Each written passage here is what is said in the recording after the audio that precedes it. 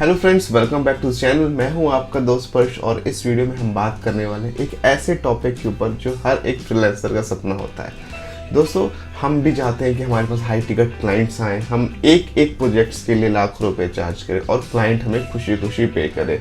But अक्सर ऐसा हो नहीं पाता क्योंकि हम अपने कैरियर में स्टक हो जाते हैं लो टिकट क्लाइंट्स के साथ और अपने आप को अप स्केल नहीं कर पाते, अपने इनकम को अपग्रेड नहीं कर पाते।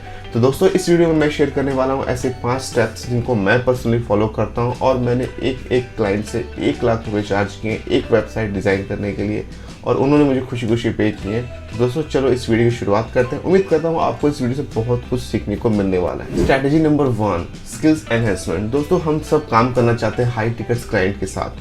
हम सब चाहते हैं कि हमें ऐसे क्लाइंट्स मिले जो हमें हाई अमाउंट पे करें किसी भी पर्टिकुलर प्रोजेक्ट के लिए।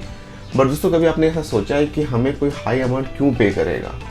वो हमें हाई अमाउंट इसलिए पे करेगा कि हमारे पास उतने स्किल्स होने चाहिए, हमारे पास इतनी कैपेबिलिटी होनी चाहिए कि वो फंक्शनैलिटी में हम इम्प्लीमेंट कर पाएँ उनके प्रोजेक्ट्स के ऊपर। अक्सर लोग यहाँ गलती करते हैं, हमारे पास स्किल नहीं होते उस लेवल के, बट हमारे एक्सपेक्टेशंस बहुत ज़्यादा होती है। तो स्ट्रैटेजी नंबर 1 में मैं ये बताना चाहूँगा कि आप रेगुलर बेसिस में अपने आप को अपग्रेड करो और अपने स्किल्स के अकॉर्डिंगली चार्ज करो। ऐसा नहीं होना चाहिए कि आप हमारे पास स्किल्स हैं, लेट से हमें चार्ज करना चाहिए 30,000 रुपीज़, हम कोड सेंड करें 1 लाख रुपीज़ का। तो दोस्तों, कभी भी आपको कोई इस अमाउंट को पे नहीं करेगा। तो कोशिश करें अपने आप को अपस्केल करें, स्किल्स को एनहेंस करें और ये चीज़ जो मैंने बताई ये धीरे धीरे एक्सपीरियंस के साथ आपके पास आएगी। जैसे जैसे आप एक्सपीरियंस गेन करोगे, आप क्लाइंट के साथ, हाई टिकट क्लाइंट के साथ काम करना शुरू कर दोगे।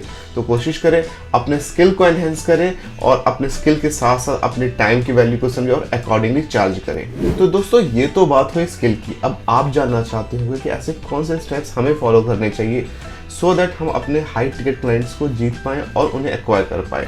तो दोस्तों, ये बहुत इंपॉर्टेंट है। किसी भी सक्सेसफुल क्लाइंट रिलेशनशिप की शुरुआत होती है ट्रस्ट के साथ। और आप कैसे एक ट्रस्ट क्रिएट कर सकते हो? तो आप अपने कम्युनिकेशन के थ्रू ट्रस्ट क्रिएट कर सकते हो। जैसे मैं पर्सनली फॉलो करता हूँ, मैं अपने क्लाइंट्स को प्रोफेशनल ईमेल्स के थ्रू मैं कम्युनिकेट करता हूँ उनके साथ और अपना पोर्टफोलियो शेयर करता हूँ उनके साथ। चाहे आप ईमेल यूज़ कर सकते हो, आप व्हाट्सएप कम्युनिकेशन यूज़ कर सकते हो, बट कोशिश करें प्रोफेशनल कम्युनिकेशन रखें। बिल्कुल फर्स्ट स्टेज में अपने पोर्टफोलियो को शेयर करें, अपने एक्सपीरियंसेस को शेयर करें अपने क्लाइंट के साथ और अकॉर्डिंग जब आपसे क्लाइंट कोड की डिमांड करें देन आप उन्हें अपने प्रोफेशनल कोड को शेयर करें। दोस्तों, कभी कभी आपने देखा होगा कि हम सब क्या करते हैं कि जब हमारे पास कोई इंक्वायरी आती है तो क्लाइंट की सबसे पहली क्वेरी ये रहती है कि इसकी कॉस्ट क्या रहेगी। आपने देखा अक्सर क्लाइंट सबसे पहले कॉस्ट जानना चाहता है। तो जब आप कॉस्ट बताते हो तो आप कंट्रोल लूज आउट कर जाते हो। तो instead of saying the client कि इस पर्टिकुलर प्रोजेक्ट के लिए मैं इतने पैसे चार्ज करूंगा या ये मेरी वर्किंग आवर्स के चार्ज हैं, आपको क्लाइंट से पहले कम्युनिकेशन स्टैब्लिश करना है, उनके रिक्वायरमेंट्स को डिटेल में समझना है और उनके रिक्वायरमेंट को डिटेल समझ के उनको एनालाइज करके एक प्रॉपर फीडबैक मेल उन्हें ड्रॉप करनी है कि मैंने आपकी रिक्वायरमेंट समझ ली है। मुझे ऐसा लगता है कि हम अगर इस तरीके से इस प्रोजेक्ट को लेके आगे बढ़ेंगे, ये कुछ ऐसे फीचर्स हैं जो आपने मिस आउट किए, मैं चाहूँगा कि आप अपने इस प्रोजेक्ट में ऐड करो जिससे आपकी प्रोजेक्ट की सक्सेस होने के चांसेस बहुत ज़्यादा बढ़ जाते हैं या आपका जो पर्पज़ है वो फुलफिल होता है। तो क्लाइंट्स भी ऐसे डेवलपर को सपोर्ट करते हैं, उनकी वैल्यू करते हैं जो उनके प्रोजेक्ट स्कोप में एक्टिव पार्टिसिपेशन करते हैं। तो कोशिश करें प्रोफेशनल ईमेल के थ्रू एक्टिवली पार्टिसिपेट करें और अपने सारी पोर्टफोलियो प्रोजेक्ट्स को आप अपने क्लाइंट के साथ शेयर करें सो दैट उनके पास भी टाइम हो आपकी वर्क की क्वालिटी को एनालाइज करने के लिए और अकॉर्डिंगली वो डिसीजन ले पाए। एक चीज़ का ध्यान आपको रखना है, आपको पहले अपने सर्विसेज को सेल करने की अप्रोच नहीं करनी है, आपको अपने क्लाइंट को हेल्प करने की अप्रोच करनी है। आपको कोशिश ये करनी है कि आप अपने मेल के थ्रू ट्रस्ट गेन कर पाओ। क्लाइंट या प्रोस्पेक्ट को ये बात लगनी चाहिए कि हाँ, अगर ये पर्टिकुलर इंसान, ये डेवलपर के साथ मैं जाता हूँ तो ये फ्यूचर में भी मेरे प्रोजेक्ट में एक एक्टिव रोल प्ले करेगा। बस एक एज अ एआई या रोबोट की तरह वर्क नहीं करेगा कि मैंने जितने स्कोप बताए उस पर काम किया या जितना अमाउंट पे किया उतने में काम किया। तो कोशिश करें अपने पहले कम्युनिकेशन के साथ ट्रस्ट बिल्डिंग की प्रोसेस को स्टार्ट कर लें। दूसरी स्ट्रैटेजी मैं ऑप्ट करता हूँ, एक बार मैंने इनिशियल स्टेज का ट्रस्ट बिल्ड कर लिया, मैं हर एक क्लाइंट के साथ चाहता हूँ कि अगर वो क्लाइंट इंटरेस्टेड है मेरे बजट में, मेरे कोड में, तो मैं उनके साथ एक गूगल मीट करना चाहता हूँ। गूगल मीट करने से ये होता है जब हम फेस टू फेस मीट करते हैं एक दूसरे को या वीडियो मीटिंग करते हैं तो हम एक दूसरे को बेहतर तरीके से समझ सकते हैं। तो जब आप एक दूसरे को बेहतर तरीके से समझते हो तब एक रिलेशनशिप या स्ट्रॉन्ग बिजनेस रिलेशनशिप की शुरुआत होती है। कोशिश करें अपने क्लाइंट के साथ बैठें, अपने प्रोजेक्ट को फिर से रिवाइज करें और अपने एक्टिव इनपुट्स उस स्कोप में प्रोवाइड करें। और अपने एक्टिव इनपुट प्रोवाइड करने के बाद आपकी एक्सपेक्टेशन बिल्कुल भी नहीं होनी चाहिए कि मुझे ये प्रोजेक्ट चाहिए। आपको इनिशियल फेज में इस अप्रोच को अवॉइड करना है कि मुझे अपनी सर्विसेज को सेल करना है, क्योंकि कोई भी क्लाइंट, इनफैक्ट मैं भी उन लोगों से दूर रहना चाहता हूँ जिनका प्राइमरी ऑब्जेक्टिव सिर्फ सेल करना होता है। हमें कोशिश ये करनी है कि हमारा ऑब्जेक्टिव होना चाहिए उनके प्रोजेक्ट्स में वैल्यू को ऐड करना, क्योंकि अगर आप beginning of the this process, ये जो इंटायर प्रोसेस है, इसमें आप सिर्फ सेलिंग अप्रोच को लगा दोगे तो चांसेस बहुत कम हो जाते हैं कि आपको प्रोजेक्ट मिले। आपको क्लाइंट के साथ actively participate as a business partner बन के करना है। उनको इस बात का एहसास दिलाना है कि आप उनके लिए एक डेवलपर नहीं, एक बिजनेस पार्टनर की तरह काम करना चाहते हो, और अगर वो आपके साथ काम करते हैं तो उनके सारी एक्सपेक्टेशन फुलफिल होगी और आपसे बेहतर डेवलपर या डिजिटल मार्केटर उन्हें इस इंडस्ट्री में नहीं मिलेगा। तो ये टोटली आप पे डिपेंड करता है, आपकी कम्युनिकेशन स्किल के ऊपर डिपेंड करता है। नेक्स्ट लर्निंग या नेक्स्ट स्ट्रैटेजी जो मैं ऑप्ट करता हूँ वो होता है इफेक्टिव कम्युनिकेशन। दोस्तों, मैक्सिमम लोग गलतियाँ ये करते हैं कि अपने क्लाइंट को ऑन टाइम रिस्पॉन्स नहीं देते। हमें कोशिश ये करनी है कि अपने क्लाइंट को ऑन टाइम रिस्पॉन्स देना है। हमें अगर कोई व्हाट्सएप पे मैसेजेस आते हैं तो कोशिश करें उन्हें 1 से 2 घंटे के अंदर रिस्पॉन्ड करें। रीजन उससे एक और ट्रस्ट बिल्ड होता है कि अगर फ्यूचर में अगर आपसे वो कोई सपोर्ट सर्विस भी लेना चाहते हैं तो आप उनके लिए बेस्ट ऑप्शन अवेलेबल है उस इंडस्ट्री में। तो इफेक्टिव कम्युनिकेशन एक ऐसा ट्रस्ट बिल्ड कर सकता है कि आप हाई टिकट क्लाइंट को ईजिली एक्वायर कर सकते हो। तो हम अक्सर गलती यहाँ पे ये करते हैं कि एक बार हमारे पास प्रोजेक्ट आ गया, हम इफेक्टिवली कम्युनिकेट नहीं करते हैं, जिससे मिस कम्युनिकेशन क्रिएट होता है, कन्फ्यूजन क्रिएट होती है। दोस्तों, आपको एक चीज़ पे ध्यान रखना है कि आपकी क्लाइंट आपकी प्रायोरिटी हमेशा से रहनी चाहिए, बिकॉज आप अपने क्लाइंट्स के लिए काम कर रहे हो, उसके बाद ही सब कुछ है। तो अपने क्लाइंट से इफेक्टिवली कम्युनिकेट करें और ओपन रहे डिस्कशन में भी।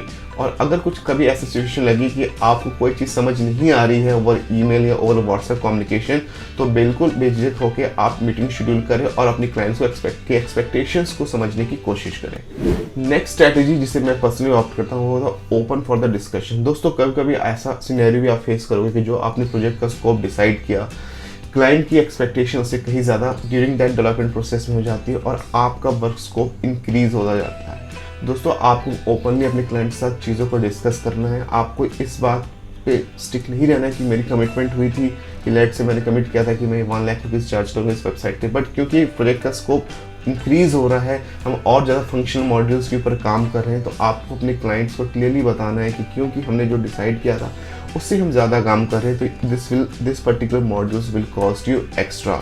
दोस्तों, आप बिल्कुल ओपनली डिस्कस करें, चीज़ों को ओपनली शेयर करें। अगर किसी दिन ऐसा है कि आप काम नहीं करते हो एज अ फ्रीलांसर, हम जब वर्क करते हैं तो हमसे एक्सपेक्टेशन ये होती है कि हम 7 डेज अ वीक काम करें, बट अपने क्लाइंट साथ बिल्कुल ओपन रहे, उन्हें बता दें कि मैं सैटरडे या संडे को काम नहीं करता, so this 2 days will not be counted as a working day for me. इससे क्या होगा कि आपने जो डेडलाइन डिसाइड की थी तो क्लाइंट अकॉर्डिंगली, क्लाइंट का माइंडसेट जैसे बिल्कुल बिगिनिंग में सेट हो जाएगा कि वो सैटरडे संडे को आप काम नहीं कर रहे, तो आपने जो वर्किंग डेज डिफाइन किए थे तो प्रोजेक्ट उसी डेट के अकॉर्डिंगली उनको डिलीवर होगा। लास्ट और सबसे बेस्ट स्ट्रैटेजी जिसे मैं अपनाता हूँ, be committed to the timelines. सबसे बड़ा पेन पॉइंट एक इस इंडस्ट्री का यही है कि फ्रीलांसर्स के साथ दिक्कत ये होती है कि वो अपने टाइमलाइन में कमिटेड नहीं रहते। स्पेशली मैं कमिटेड रहता हूँ, ठीक है, 2 या 3 दिन का जो टाइम फ्रेम आप बफर लेके चल सकते हो, बट आप कोशिश करें ऐसा नहीं होना चाहिए कि आपका प्रोजेक्ट, आपकी जो डिलीवरी डेडलाइन थी वो 15 डेज़ की थी और 60 डेज़ भी हो चुके हैं, बट आपका प्रोजेक्ट डिलीवर नहीं हुआ है। तो आपको कमिटेड रहना है टाइमलाइन के साथ, क्योंकि आपको एक बात का ध्यान रखना है कि आपको जो नए क्लाइंट्स मिलते हैं उन्हें एक्वायर करना काफ़ी मुश्किल होता है, बट एक बार आप ट्रस्ट गेन कर लेते हो तो आप एग्जिस्टिंग क्लाइंट को ईजिली एक्वायर करते हो, और क्योंकि वो उनका ट्रस्ट एक बार आप गेन कर चुके होते हो, तो अगर उनके पास कोई नए प्रोजेक्ट्स आते हैं तो श्योरली आपसे कांटेक्ट करेंगे। कोशिश करें अपने वर्किंग आवर्स को डिफाइन करें और अपनी वर्किंग आवर्स के अकॉर्डिंग चार्ज करें। सबसे बड़ी दिक्कत इस इंडस्ट्री में अभी ये होगी कि बिल्कुल सैचुरेटेड इंडस्ट्री होगी, स्पेशली वेब डेवलपमेंट इंडस्ट्री। तो यहाँ पे कई ऐसी कंपनीज भी हैं जो शायद 5,000 रुपये या 6,000 रुपये चार्ज करती हैं एक वेबसाइट बनाने की। क्योंकि उनका फोकस होता है क्वांटिटी पे फोकस करना, बट मैं पर्सनली प्रेफर करता हूँ, मैं क्वालिटी क्लाइंट के साथ काम करना पसंद करता हूँ। मैं शायद नंबर ऑफ प्रोजेक्ट्स कम करूँ, बट मैं उनके साथ काम करूँगा जो हाई टिकट क्लाइंट्स हैं, जिनको एग्जैक्टली पता है कि उन्हें क्या चाहिए और उनको उसकी वैल्यू पता है, और उनको ये भी पता है कि अगर मैं ये फंक्शनैलिटीज़ या ये फीचर्स या ये UI इंटरफेस किसी डेवलपर या डिज़ाइन से चाह रहा हूँ, तो ऑब्वियसली उनका एफर्ट्स और टाइम लगेगा। तो दोस्तों कोशिश करें कि उन लोगों के साथ जुड़ के काम करने की कोशिश करें जो आपके टाइम और आपके एफर्ट्स की वैल्यू करें। एंड एक चीज़ और मैंने नोट की है कि आज के टाइम में सब लोग जो है वो सीधी सेलिंग प्रोसेस को फॉलो करते हैं कि हमारे पास इंक्वायरी आए, हमने सेल करने की कोशिश की अपने प्रोडक्ट या सर्विसेज को। दोस्तों इस अप्रोच को आपको बिल्कुल भी नहीं अपनाना है। आपको अपने क्लाइंट की हेल्प करनी। कभी कभी ऐसा सिनेरियो भी होता है कि मुझे फ्री ऑफ कॉस्ट क्लाइंट्स के लिए एक पेज या 2 पेज डिज़ाइन करने पड़ते हैं। रीज़न में क्लाइंट्स ट्रस्ट नहीं करते। अगर मुझे कोई इंक्वायरी आई है बेंगलोर से, बिल्कुल नई क्लाइंट है, तो मुझे उनके साथ एक ट्रस्ट बिल्ड करने के लिए, अगर क्लाइंट बजट से भी ओके बट एक ट्रस्ट इशू है, तो हम उनके लिए फ्री ऑफ कॉस्ट काम करते हैं। 1 या 2 या 3 पेज एक वायर फ्रेम क्रिएट करके उनको देते हैं, सो दैट धीरे धीरे उनका ट्रस्ट गेन होना स्टार्ट हो जाए और उन्हें लग पाए कि हम परफेक्ट सोल्यूशन है जो उनको उनकी वेबसाइट या टीम प्रोजेक्ट उनके लिए डिलीवर कर सकते हैं डेवलप करके। तो दोस्तों ये कुछ बेसिक 5-6 स्ट्रैटेजीज होती हैं जिसे मैं पर्सनली फॉलो करता हूँ और हाई टिकट क्लाइंट्स को एक्वायर करता हूँ। और इस स्ट्रैटेजीज को फॉलो करके मैंने कई ऐसे क्लाइंट्स को एक्वायर किया है जिन्होंने मुझे एक वेबसाइट की 1 लाख रुपए या उससे कहीं ज़्यादा अमाउंट पे किया है। तो ऐसा कुछ नहीं है, ये बिल्कुल बेसिक स्ट्रैटेजी है, बिल्कुल माइंडसेट की बात है। अगर इन स्ट्रैटेजीज को आप अपनी वर्क प्रोसेस में या वर्क फ्लो में इम्प्लीमेंट करते हो तो कुछ समय के बाद आप देखोगे कि आपके बिजनेस में भी इसका पॉजिटिव इम्पैक्ट मिल रहा है और आप नए हाई टिकट क्लाइंट के साथ काम कर रहे हो।